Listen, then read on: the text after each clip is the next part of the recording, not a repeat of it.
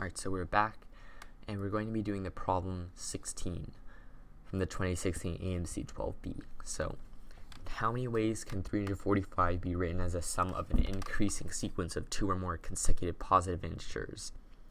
In other words, how many ways can 345 be in an arithmetic series? This is just another term for arithmetic series. It's just a lot more complicated. The sum of a sequence is going to be a series, and if it's consecutive, if the integers are increasing consecutively, then it's going to be an arithmetic sequence, and the sum of the whole thing is just going to be an arithmetic series. So it's going to help us a lot knowing that it is that understanding the question is most likely the hardest part of this.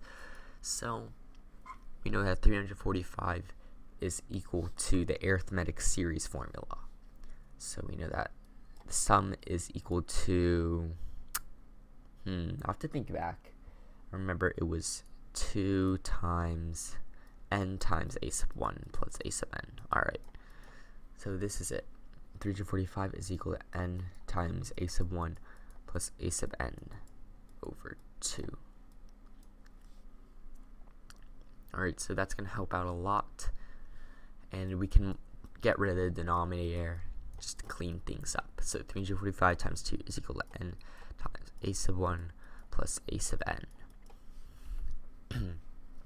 Alright, so now we have this, and this does kind of help a lot, because let's say n is equal to 2, then a sub 1 plus a sub n is 345, and that would just sound correct. Now it's just a matter of the only true way to really find that. There's no formula, but you would need to prime factorize it. But you can't prime factorize it yet. There's still some more steps you'll have to do before you can prime factorize, because if you prime factorize and then just count all the factors, then you're going to overcount, because there's no 4, there's no 8. But we'll worry about that later. So, or we have to worry about that right now, actually, before we carry on. So, now there's 3 variables, and it's going to be very ugly seeing these 3 variables, and you don't even know a sub n's relationship to a sub 1. So let's just draw this out. We know that a sub n is equal to a sub 1 plus n minus 1 d. This is just the arithmetic sequence formula. So we just substitute that back in right over here. It's going to help us a lot, because now it's going to give us more hints of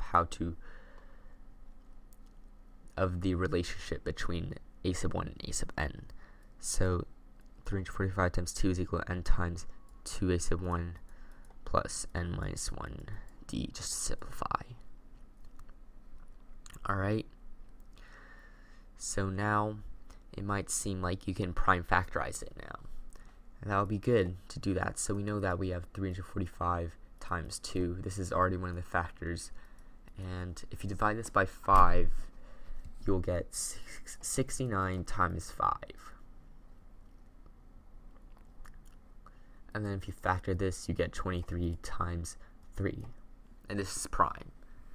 So we have 4 prime factors. So you might think, the number of divisors is going to be 1 plus 1 times 1 plus 1 times 1 plus 1 times 1 plus 1, which is equal to 16. But there is no option for 16. And it's just these weird odd numbers. So that's a reason being is because it's been overcounting. So I'm going to create a new one. I really want to create a new one, but it's going to make it too messy. So we're just going to go, or no, it's going to take too long. So I don't know how to get back here. Let's hope we remember. So 345 times 2 is equal to 345 times 2 is equal to n times a sub 1 to a sub 1 plus n minus 1 d. Alright, so this is just going to be 23 times 3 times 5 times 2 is equal to n times 2a sub 1 plus n minus 1d, and we know that we overcounted, so we're going to have to see what we must exclude. So now this part's a little bit hard because you have to know what do we exclude, and we must know that n must be less than this function, or not function, but than this quantity. And I can prove it to you that n must be less than this quantity by minimizing. So looking back at the question, it's positive integers, so the first term must be 1. So if we substitute in 1 for a sub 1, you have 2 plus n minus 1 times d. So what must be the lowest possible value of d? The difference must be 1, because if the difference were to be 0, then it would not be an increasing sequence, and if the difference were to be between 0 and 1, it will not give you consecutive positive integers because a decimal is not an integer. So the lowest possible value of d must be 1. So this means that you get n plus 1, and this means that this quantity is always larger than n. So now we can count the number of divisors and divide that by 2. And keep in mind that the number of divisors is equal to the number of distinct, I don't know how to say it, distinct factors,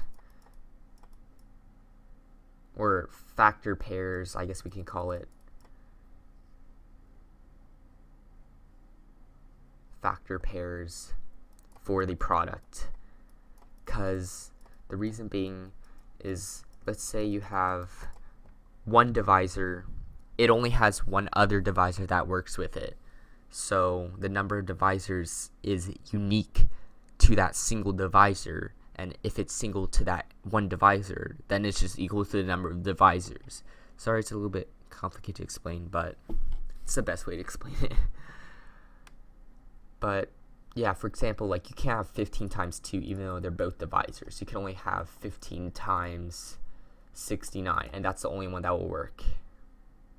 And yes, I know 69 is a funny number to some, but it's just coincidence. So now, if you don't know the number of divisors formula is just, if you prime factorize it, it's just the exponent of the first factor plus 1 times the exponent of the second factor plus 1 times the exponent of the third factor plus 1 times the exponent of the fourth factor plus 1 n times as how many distinct prime factors there are of the product. So since the power of this, all of these are 1, it's going to be 1 plus 1 times 1 plus 1 4 times. So it's just going to be 2, or we can just say this, 4 times. So it's just going to be 2 to the power of 4, which is equal to 16. And as said before, it's overcounting. So since we must know that n plus 1 is always greater than n, we must divide this by 2, because half of these are going to be interchangeable. So for example, 16 and 5.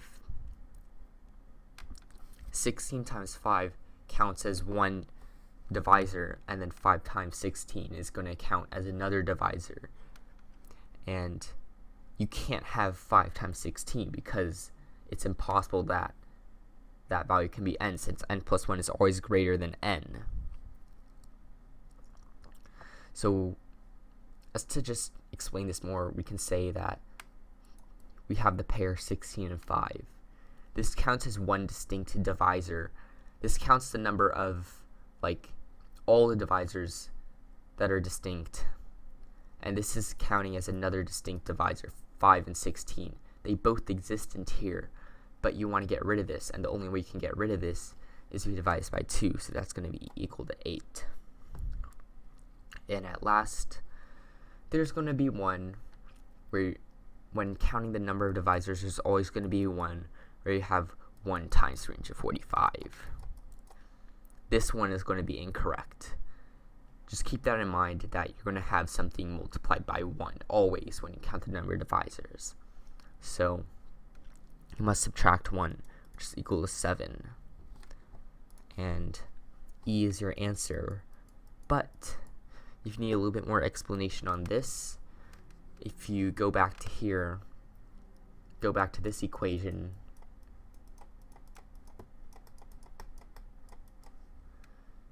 that would mean that n is equal to 1. So this must be equal to 345. However, if n is equal to 1, that's not possible because you need 2 or more integers in your sequence. But if n is 1, there's only 1 integer in your sequence, and it asks for 2 or more. So it's going to be breaking the rule.